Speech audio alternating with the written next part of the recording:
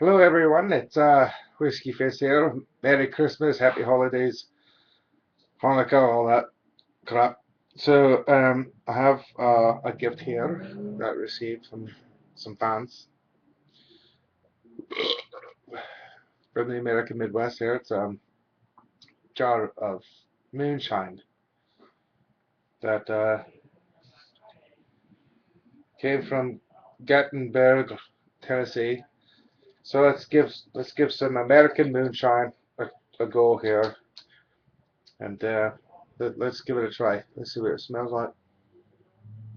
Smells like vodka and gasoline.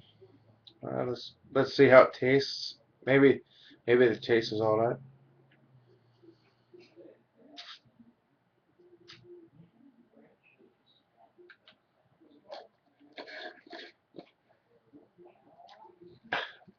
Not a favorite, but thanks for the gift anyways. Well, I wish everyone a happy holiday. Be safe, have fun, and please come see us MPW on January 5th. Boys and Girls Club, bell time 7 p.m. It's on Lemon Drive. Whew.